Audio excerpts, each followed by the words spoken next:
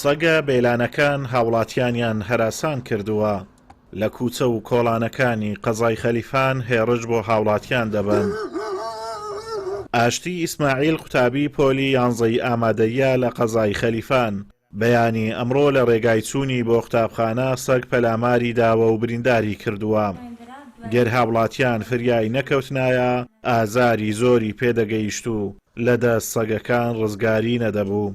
ئەوڕۆ ویستم بسمە مەکتەبی کەس بەیانی لە خەو هەستم سعات 7:40 لە ماری هاتمە دەرێ وەکو ڕۆژانی پێشووتر بچمە مەکتەبی کە لە نیوەی ڕێگا نزیکی مەکتەبی بووم و لە تەنیشت مرکزی 3 سەلۆم هاتن یەکە چاپ پێش زوو هات ئەنی غاری دامێ ویستی پەلامارمدا کە ویستم خۆی لە بندەسی ڕزگار بکەم تۆزەکتوانی پەلامارمدا لەخوای بە زیادی بی لەو کاتی سیارێک بەوێ داهات ئەویش هەر ئەوان لۆ مەکتەب و شتێ چوون لەو کاتی ڕاوەستان دوای ئەو ڕووداوە هەنی کە سیارەکە هات شورتەکات و تەقی کرد و جەسەکان لەوێ ڕۆیشتن و ئەنی وازیان لێ هینە.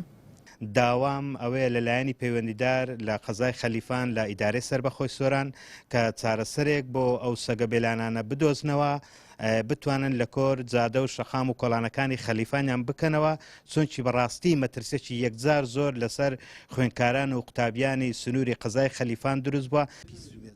ئاشتی ئیسماعیل دوای برینداربوونی بەڕێوەبەری قوتابخانەکەی دەیگەیەنێتە نەخۆشخانەی فریاکەوتنی خەلیفان و ڤاکسینی دژە ڤایرۆسی بۆ دەکرێت و چارەسەری پێویستی بۆ دەکەن.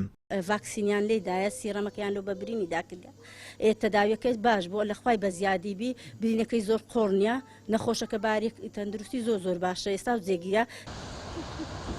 هاوڵاتیەکیش لە قەزای خەلیفان دەڵێت سەگی بێلانە مەترسی زۆریان بۆ دروست کردوین کاتێک بۆ نوێژی بەیانی دەچینە مزگەوت بۆ بەرگریکردن لە خۆمان دەبێت دارێکمان لەدەستدا بێت.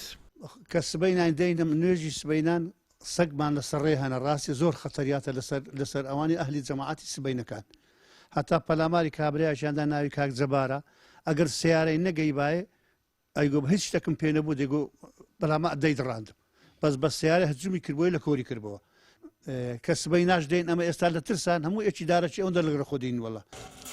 سەگ لە ئەگەری پەلامارداندا مەترسی گیانی و تەندروستی بۆ سەر مرۆڤەکان بە تایبەتیش منداڵ و پەکەوتەکان هەیە بە تایبەتی هاری کە مەترسیدارترین نەخۆشی ڤایرۆسیە کە لە گەستنی سەگەوە پەیدا دەبێت بۆیە چارەسەر نەکردنیان و دوورنەخستنەوەیان لە شار مەترسی گەورن لەسەر هاوڵاتیان. ئازاد ومەراوەی کەناڵی ئاسمانی پەیام قەزای خەلیفان.